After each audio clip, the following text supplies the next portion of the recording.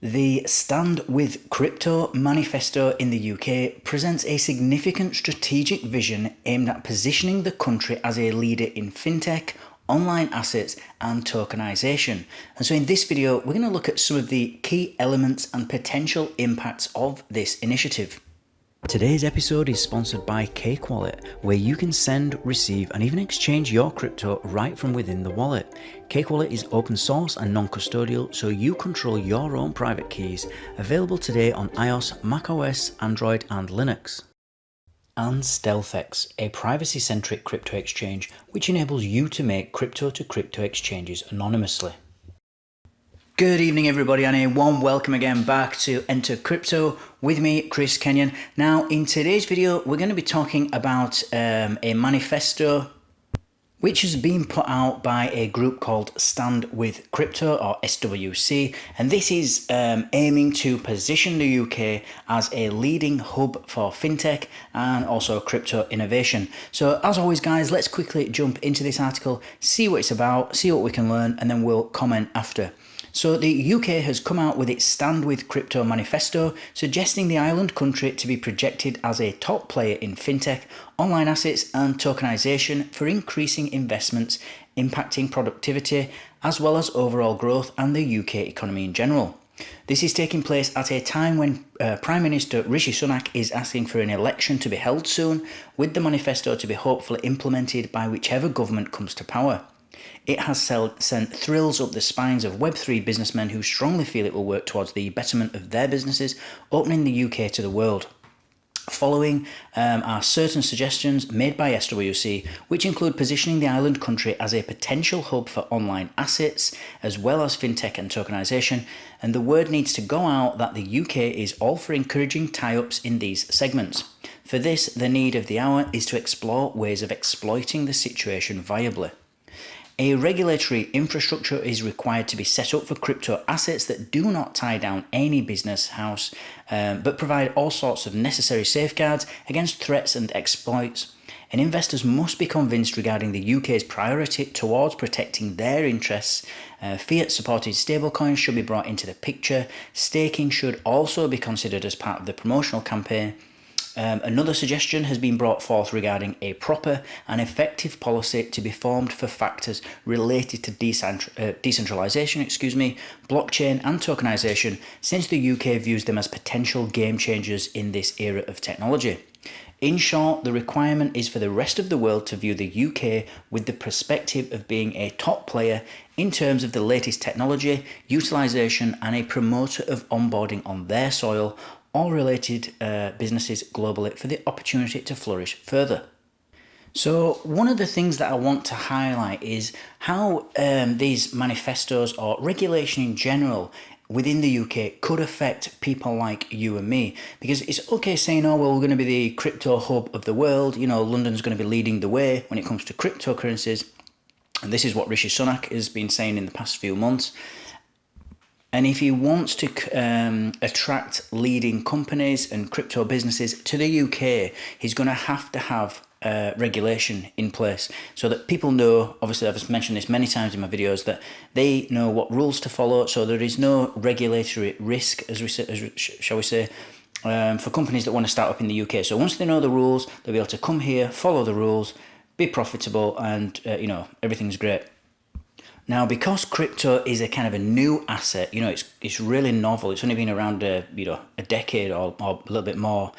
We can become victims of this sort of any sort of over-regulation and also, importantly, surveillance. So it's okay having all these regulations in place and making sure people can't lose their money, which is what regulation is all about. It's about protecting people and protecting businesses so they can't get scammed, even though this still happens.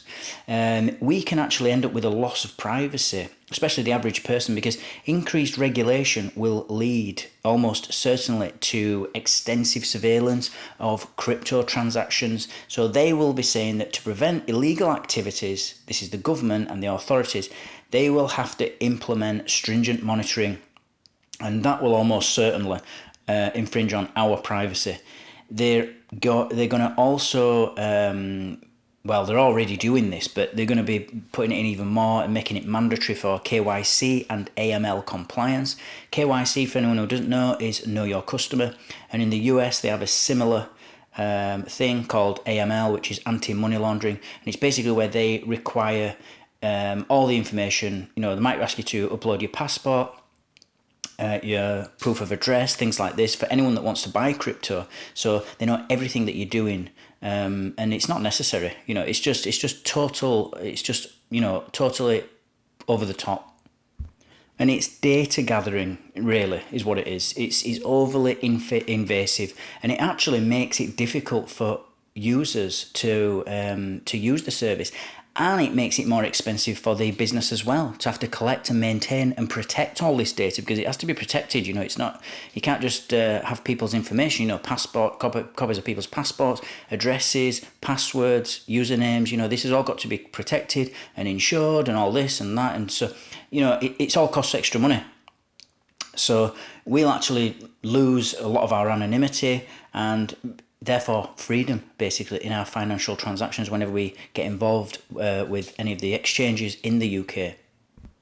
And also with this, there is this sort of centralised control now with the British government. So crypto is known for being decentralised, meaning that no one person or one node is ever in control. You know, it's decentralised all over the globe. So we all have to come to a consensus to agree on what transactions to go through and what can't go through. And so this idea that nobody's in charge actually benefits everybody, because now there can be no sort of corruption. Nobody can decide which transaction we're going to stop or which Bitcoin address we're going to freeze, because it doesn't exist, because it's decentralized. So there's no one point of control where it can be attacked. So you've got to attack the entire network all over the world, and obviously it's just too expensive to do it. It's just not possible, and it hasn't been done up to now anyway. But if this regulatory framework does become too centralised in the UK, then the government would actually gain significant control over all the crypto activities in the UK. And these are on-ramps and off-ramps. They can't stop one person sending Bitcoin to another person, just like they can't stop one person giving a £10 note to another person. You know, they may print the money, control the supply and everything else, but they can't actually stop you one person trading with another person unless they physically put you in prison or something like that, you know, so that you can't give somebody a £10 note. That's all they can do. And same for a gold coin, and it's the same for Bitcoin. So we don't need permission from the government to use Bitcoin. It's permissionless. We can just use it. So within the UK, this could actually undermine this sort of decentralised idea of crypto, or people's idea within the UK. Again, this is only going to happen in the UK because crypto is global. So it'll actually be the UK that loses out. The rest of the world will just keep going. We'll lose out. Another thing to think about is censorship, just as I've touched on decentralisation already. You know, the government can actually impose restrictions on certain types of transactions or even specific cryptocurrencies, which can actually limit your freedom as a user to use and, you know, trade and buy and sell what you want as you wish to do so. So if the government doesn't like, say, privacy coins like Monero, they can just ban it, you know, and I'm certain that they will in time, because they don't. The last thing the government wants is for them to lose control and you to just decide what you're going to do. You know, they don't want you running around buying what you want, selling what you want without their permission. You know, governments are all about control.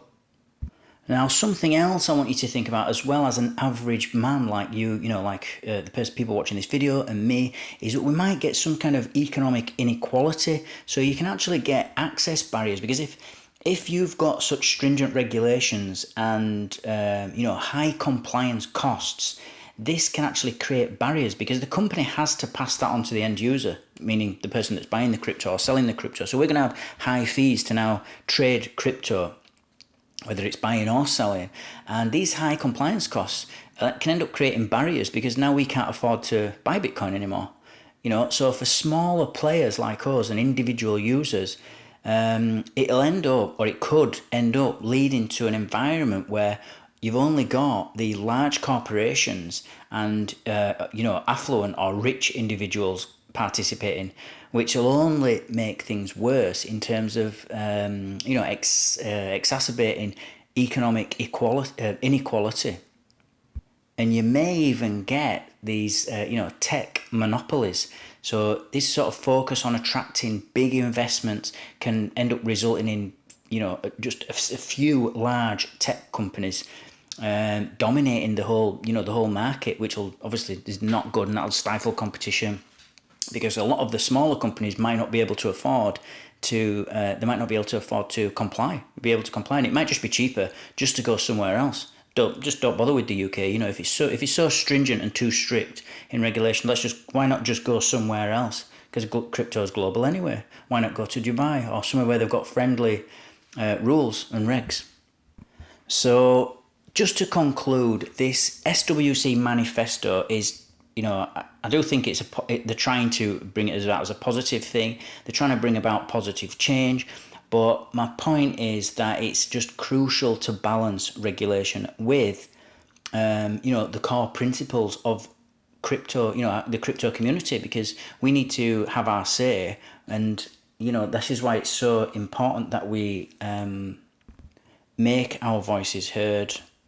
So if we want to really be this sort of crypto hub for the rest of the world, and we're serious about it, then careful consideration needs to be put into this, and implementation of these policies will be necessary. We're going to have to think about all this and the potential pitfalls that can happen, that can come later on down the line, so that we can ensure that the whole crypto ecosystem in the UK